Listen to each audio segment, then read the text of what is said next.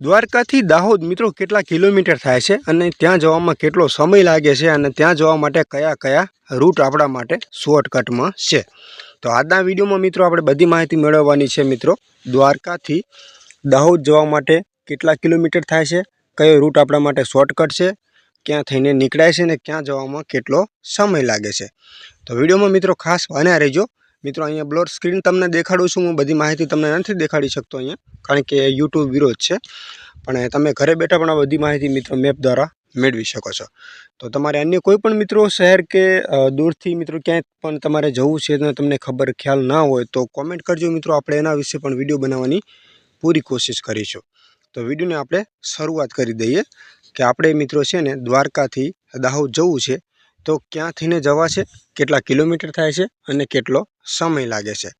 તો વિડીયોની આપણે શરૂઆત કરી દઈએ।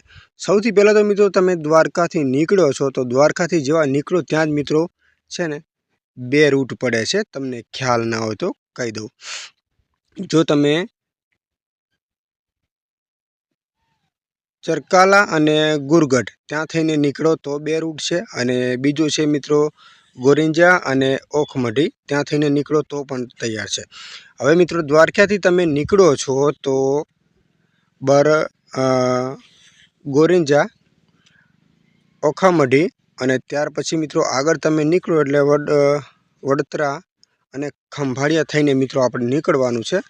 તો ખંભાળિયા, ઝાખર, બેડ, વસાઈ, જામનગરની સાઈડમાં થઈને નીકળવાનું છે। સાચાણા, ફલા, ધ્રોલ, પડધરી અને રાજકોટ થઈને કુવાડવા, ચોટીલા, સાયલા, લીંબડી થઈને બાગોદરા। હવે મિત્રો બાગોદરાથી બે રસ્તા પડે છે, તો અત્યારે હાલ જે તમને રૂટ કહી રહ્યો છું એમાં તમારે ધ્યાન આપવું। ગંગાજ છે, ગંગાજ થઈને ધોળકા થઈને મિત્રો તમારે ખેડા થઈને નીકળવું હોય તો મહેમદાવાદ, કઠલાલ,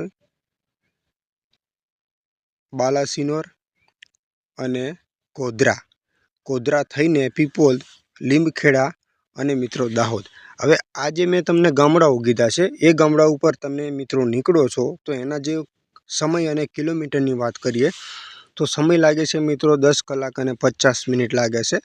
જો તમારી 4 વ્હીલર ગાડી ઘરની હોય તો ટ્રેનમાં જવું તો 15 કલાક લાગે છે।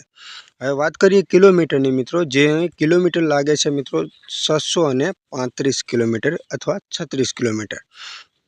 હવે એક બીજો પણ રૂટ છે।